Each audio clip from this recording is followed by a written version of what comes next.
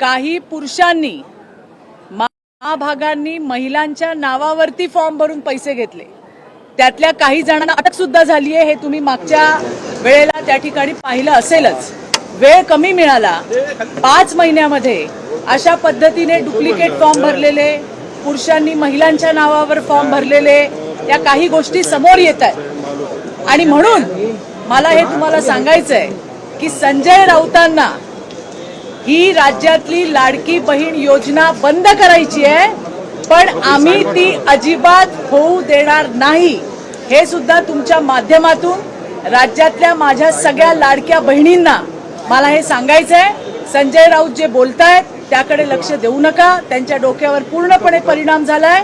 त्यांनाच ही योजना बंद करायची आहे, पण आम्ही ती योजना बंद होऊ देणार नाही। लाडक्या बहिणींच्या खात्यामध्ये 2100 रुपये लवकरच जाणार। मुंबईचा मुद्दा आहे, मेट्रो 9च्या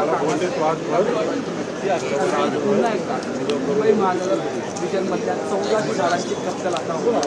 आधीच आपण जर पाहिलं तर मेट्रोच्या वेळेस 2000 झाडांची कत्तल झाली, त्यामुळे राजकारण झालं होतं, प्रोजेक्ट लांबले गेला। आता पुन्हा 1400 झाडांची कत्तल होणार आहे, कसं बघतात या मुंबईच्या प्रदूषण? नाही, मला असं वाटतंय की प्रदूषण म्हणजे या पद्धतीने झाडाची कत्तल होऊ नये याच्यासाठी सगळेच जण प्रयत्न करतात, परंतु काही ज्या पद्धतीने आपल्याला आता त्या ठिकाणी काम करायचं आहे किंवा नवीन मेट्रोचं काम त्या ठिकाणी चालू होणार आहे, तर याच्यामध्ये नीट असा चांगला समन्वय करून योग्य तो मार्ग राज्य सरकार काढेल, हा मला विश्वास आहे। आणखी एक महत्त्वाचा मुद्दा आहे की खड्डेमुक्त मुंबई करू, पण या 1.5 वर्षाच्या काळात फक्त 25 ते 30% काम जे ते पूर्णत्वास केलेलं आहे। मुंबई खड्डेमुक्त अद्याप झालेली नाही। आता नवीन मुख्यमंत्री आलेले आहात, नक्कीच येणाऱ्या दिवसांमध्ये आत्ताच सरकार बसलेलं आहे, नवीन मुख्यमंत्री त्या ठिकाणी आलेले आहेत, त्यामुळे येणाऱ्या दिवसामध्ये ज्या घोषणा केल्या होत्या त्या पूर्णत्वाला नेण्यासाठी सगळेजण काम करतील। थँक्यू।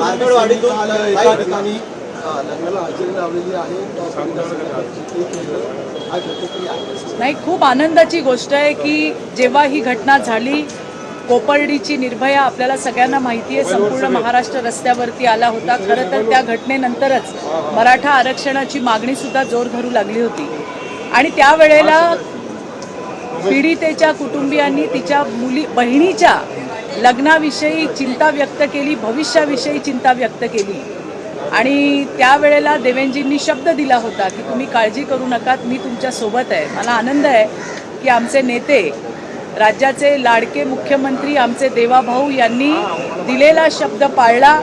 स्वतः मुलीकडनं त्या ठिकाणी लग्नाला उपस्थित राहिले, त्यांच्या परिवारातील एकाला मला वाटतं सरकारी नोकरीतही सामावून घेतलेलं आहे आणि त्या परिवाराला पूर्णपणे धीर देण्याचं काम, त्यांना मदत करण्याचं काम, त्यांच्यासाठी उभं राहण्याचं काम हे देवाभाऊच्या माध्यमातून झालं। अशा देवाभाऊचा मलाच काय संपूर्ण राज्यातल्या बहिणींना अतिशय अभिमान आहे।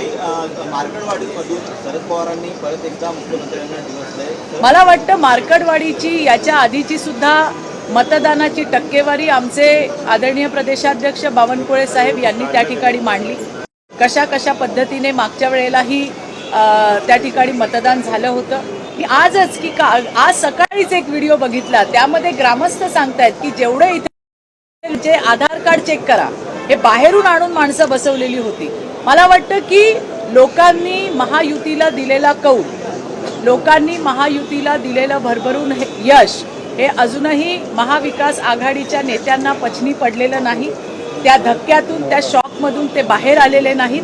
ही वस्तुस्थिती त्यांनी स्वीकारायला पाहिजे की लोकांनी कटक कारस्थानाला नाही तर लोकांनी विकासाला मतं दिली, लोकांनी प्रगतीला मतं दिली आणि त्याचीच परिणिती आपण बघितली की महायुतीचं सरकार हे भरघोस मतांनी त्या ठिकाणी महाराष्ट्रात पुन्हा एकदा आलंय।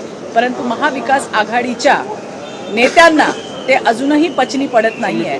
मला पुढे जाऊन हेही सांगायचं आहे की महाराष्ट्रातल्या जनतेने यांची कूटनीती इतकी ओळखली की विरोधी पक्ष नेते पदही यांना मिळू नये इतकी यांची संख्या घटवायचं काम आम्ही नाही, महाराष्ट्रातल्या जनतेने केलंय।